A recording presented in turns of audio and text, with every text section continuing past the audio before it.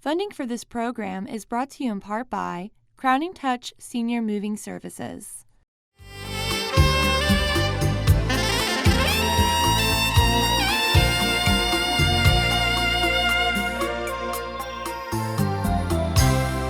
Welcome. Thanks for joining us. I'm Rose Martin, and this is Real Life with Susan Harf, our very favorite life coach who gives us tips, strategies, and advice to help us with all those situations we find ourselves in and just wish that we had someone to guide us through them. And like you, I can't wait to hear what's on her mind today. Hi, Susan. Hello, Rose. I'm happy to see you, and I'm thrilled to see you, too. So today we're talking about the fact that divorce does not equal failure. And too often in our world, I hear people say things which makes me believe that they honestly think that, and it's not the case. You know, that's also the perception, I think, not only of the people, but oftentimes the people around them are quick to judge and think, oh, what happened? What did they do wrong? You know, that negative connotation is always there. Absolutely, and that's interesting that you should say that, because one of the things that I was thinking about with this topic is that the first thing I have heard people say when they find out you're getting a divorce is something negative about the spouse, as though that now gives them a license to tell their friend, colleague, whomever, how they really felt about that person if they didn't like them. Or even if they did, they make pretend they didn't. It's kind of like, now all bets are off, and now I'm going to say something mean about the person. And I'm going to choose sides. I'm going to choose sides. And that is not what we need to do at all. And it's making a huge assumption. If someone says, I'm going through a divorce, and you say, well, he was no good anyway, you know, I never liked him. That is a huge assumption that you're making, that now they're estranged and don't like each other anymore. It's also a huge assumption that this person wants to hear how you feel about the spouse. And anyone going through a separation and a divorce is undergoing just a multitude of feelings and a tumultuous time, and things are so up in the air and not black and white, and it's a lot of gray. And when you're going through something like that, the last thing you need is for somebody to all of a sudden make a declaration about your spouse, because in a sense they're making a declaration about you. If someone says, well, he was a jerk, or she was, you know, I can tell you all the things I didn't like about her, that's like saying you have poor taste, you have bad taste. Now, if somebody says to you, I'm having such a hard time, he is being this, this, and this, or he's just being so difficult, and I just don't know where to turn, and would you be willing to listen to me? Can I tell you the story? If you feel comfortable and you want to do that, you can do that. That still doesn't mean that you have to badmouth the person in order to be empathic. What I hear people doing instead is when they're not doing the right thing, is to make assumptions about the other person. And it's not appropriate to do that, nor is it appropriate to say, what happened? Why'd you get a divorce?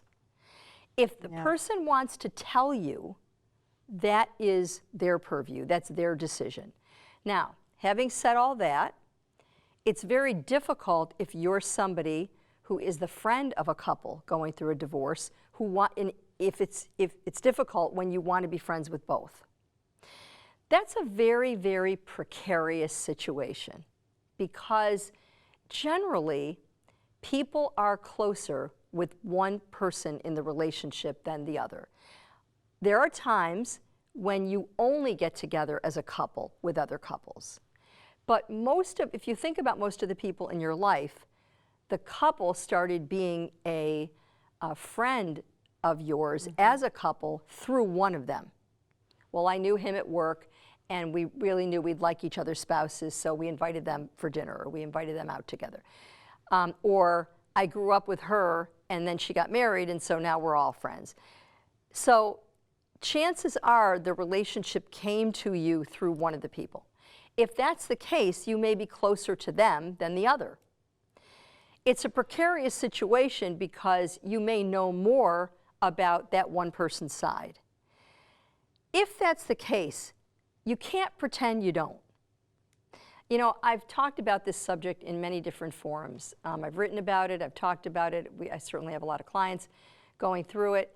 And when it comes to my friends who are going through something like this, if I know the backstory and I know the whole story, to say that I'm not taking sides, and some people are going to disagree with me here, to say that I'm not taking sides, to me, is not truthful.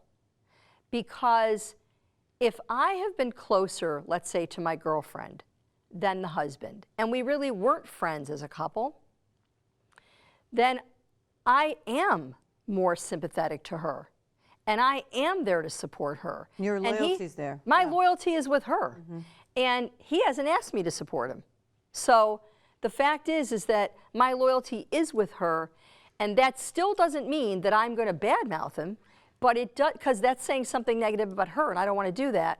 But what I am going to do is I'm going to listen. If she wants to tell me all the things that went on or the things that she's upset about, I'm going to listen to those. And when I'm listening, to say I'm not going to have an opinion is ludicrous. Of course I have an opinion.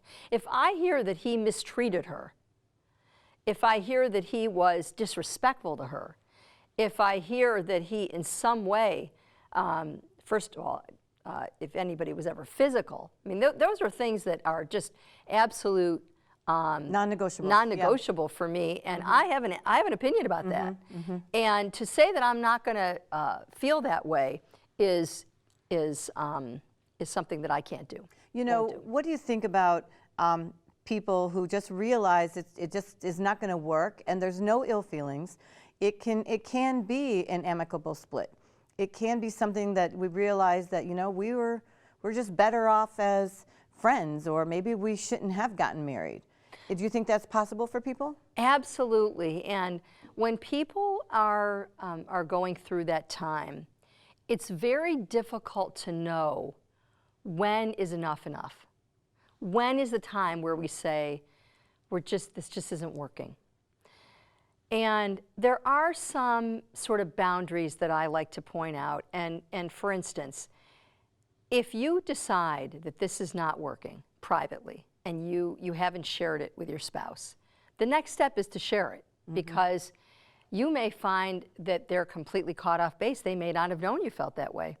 If you're not somebody who likes to be critical or wants to offer an opinion or say how you really feel, then they may not know. They really may not have picked up on just sort of the way you're behaving. So you really need to initiate a conversation. Even if they know that you're not happy, you have to ask the question, are you happy? You know, what's happening here? And try and seek solutions other than divorce. Try and seek solutions that would be helpful to the marriage. So I think the very first step is work on the marriage. And one of the ways you work on the marriage is by conversation and talking and time and taking the time. And, you know, sometimes people get so caught up in raising the children, they no longer are having date night. They don't go out on Saturday nights. They just collapse in front of the television, or they are with the kids, or they're at the soccer game, or, you know, it's much more difficult when you have an active family life to take that time for just the two of you. So certainly before you're having problems, you need to be doing that. But if you haven't been doing that, you need to move toward that. You need to say, okay, Saturday night's going to be our night, or Wednesday night, or whatever it is. And it doesn't mean you have to do something fancy. You don't have to get dressed up and go out for a $200 dinner. You can say, tonight's going to be our night. We're going to put the kids to bed, and we're going to make tacos, and we're going to sit and talk. And, you know, I think the most enlightening conversation can be, so how are you? To the person you live with, because you don't necessarily know the answer. Taking the time to talk. Exactly. Taking the time as a conversation. But let's say they've gone through all that. And then I think if they've gone through all that, then the next step is counseling. The therapist has a vantage point that you don't have. They're not in it. They're not in this relationship with you. And the two of you are now going over the same issues the same way, having the same conversation, even though it may sound like a different conversation. We play the same tapes over and over and over. The names change, the circumstances change, but the crux of the conversation is the same. So when you invite somebody else into the conversation, that person has both of your interests and the marriage interest in mind. And I always tell people that you have to choose very wisely who you're going to ask your counselor to be. I think it helps to get recommendations from friends who have been to someone. I think you have to know you have to know about that person, what their sort of foundation is. Certainly, if one of you is already seeing the counselor, I don't think it's a good idea. And frankly, most reputable therapists will not see you as a couple if they're seeing the one person singularly, alone.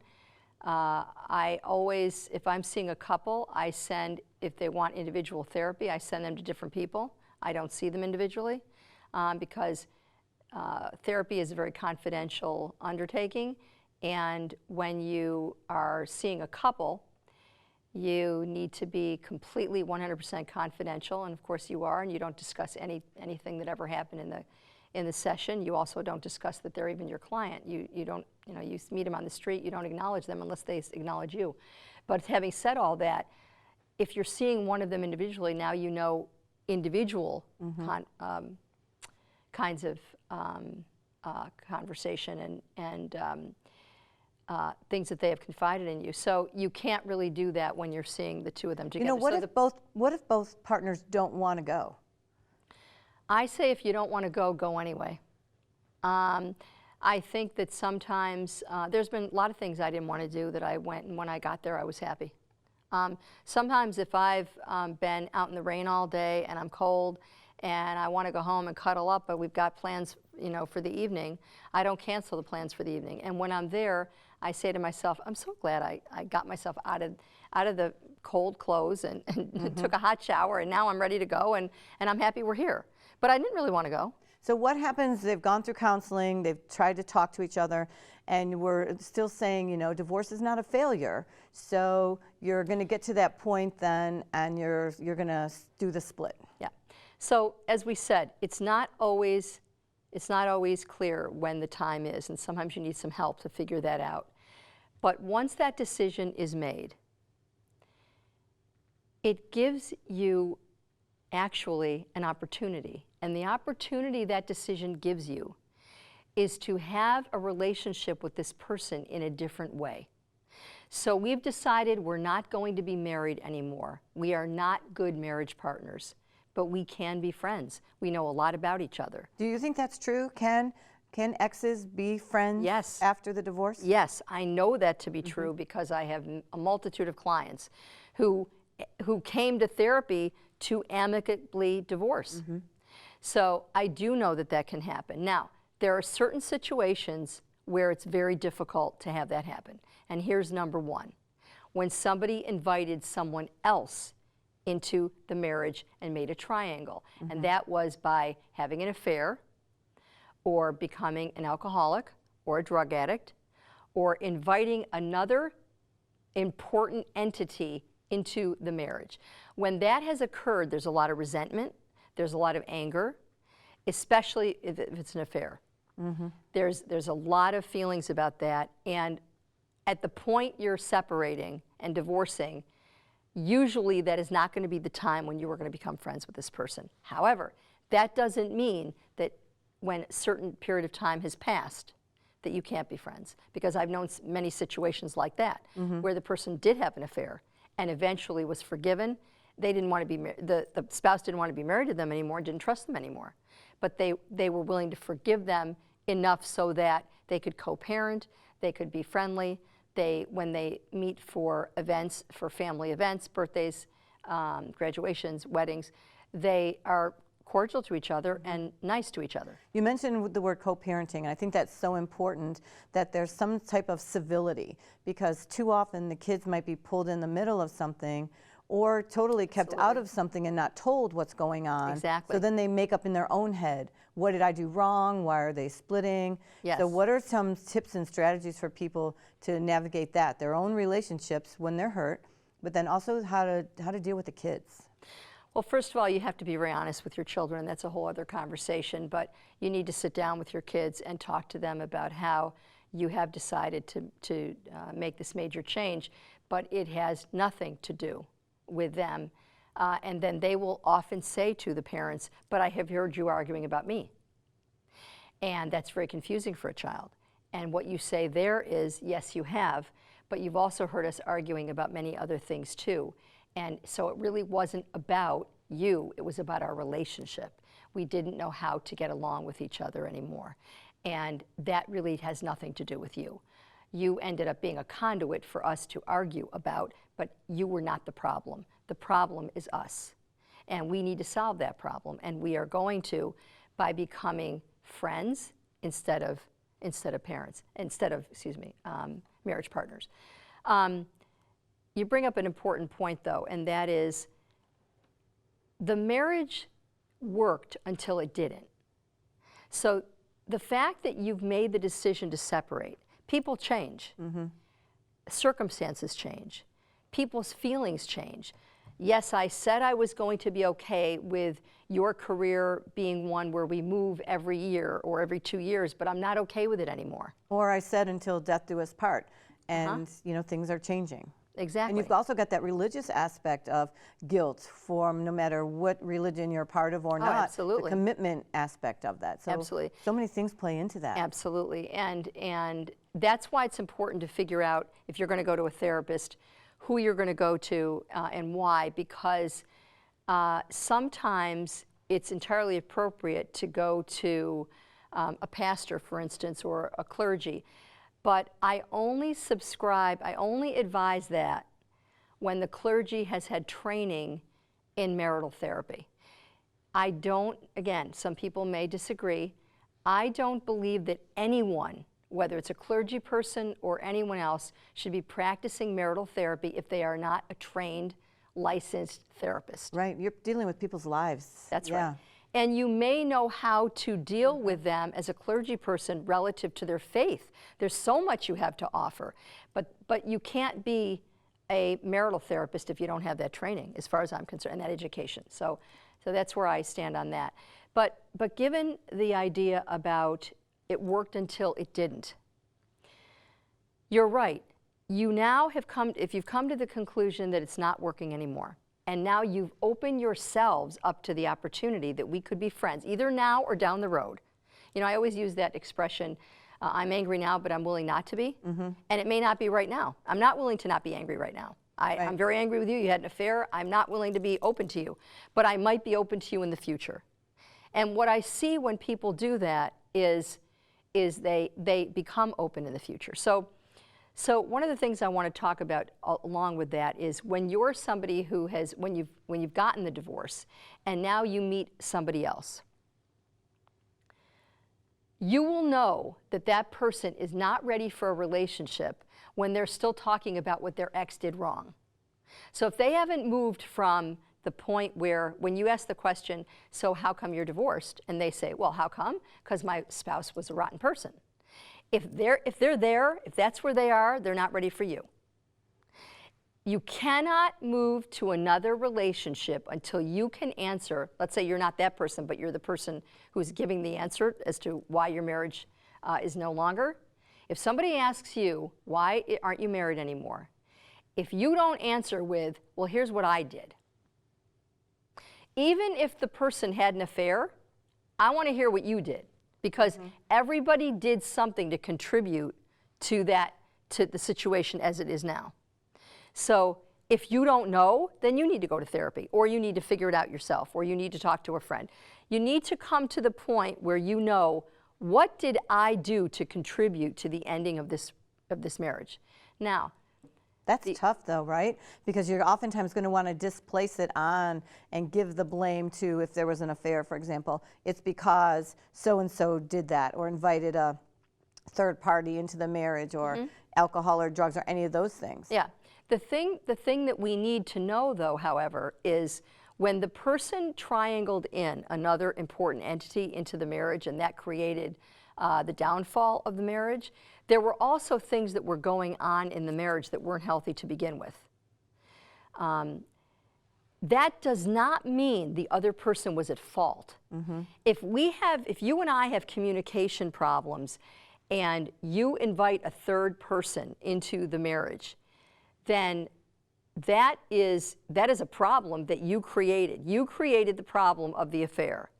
But I participated in the poor, unhealthy dynamics that were going on between us prior and during. It does not mean that you had an affair because I was a bad wife. Absolutely not. It means you chose to do something that was dysfunctional and unhealthy, but our relationship was already dysfunctional and unhealthy too.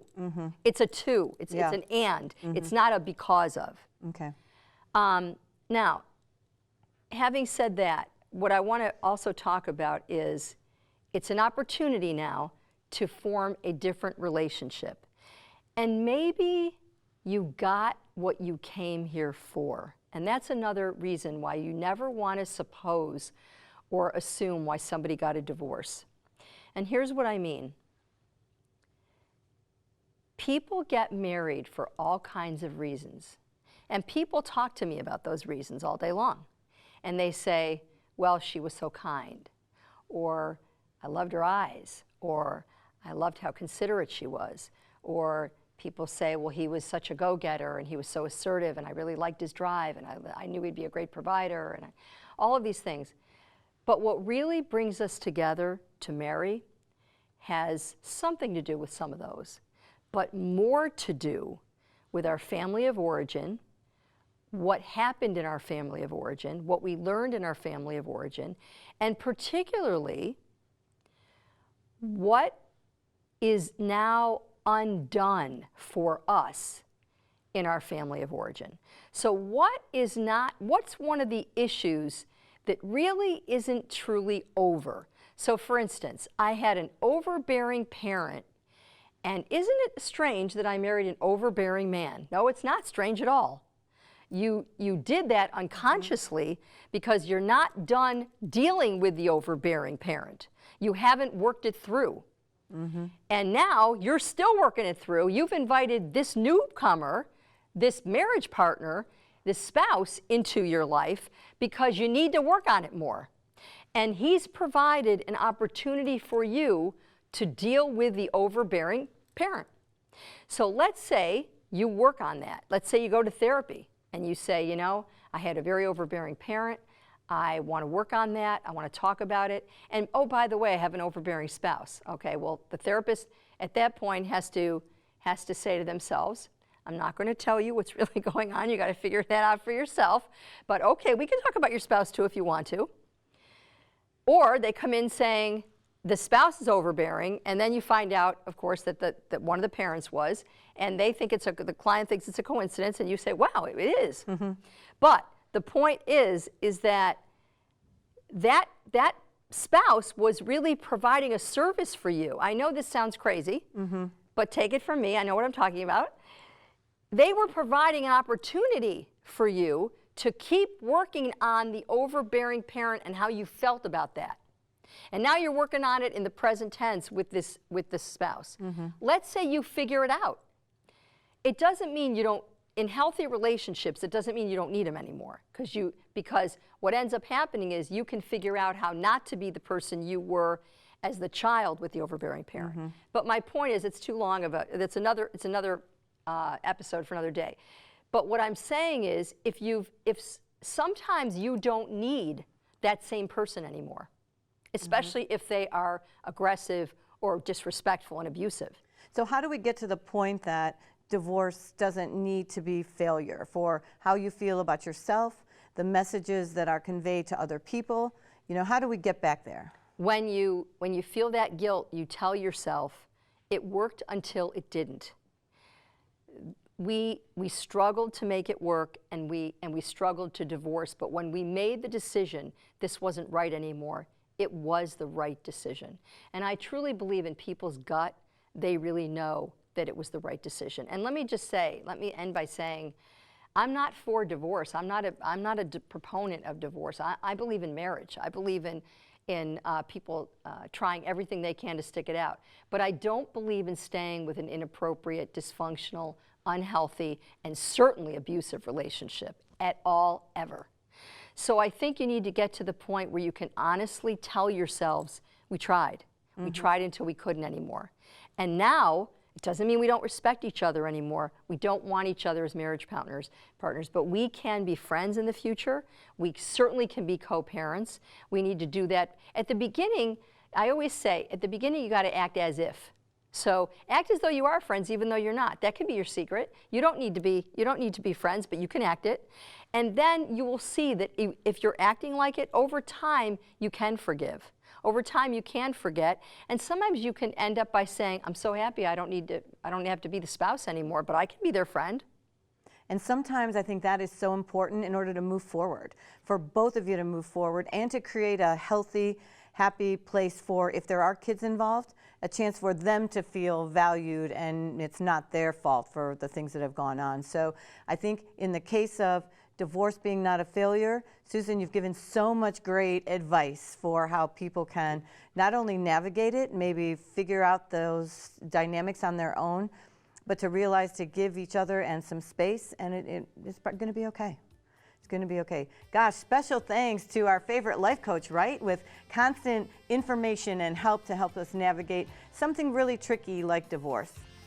Thanks so much for joining us, and Susan and I will see you next time.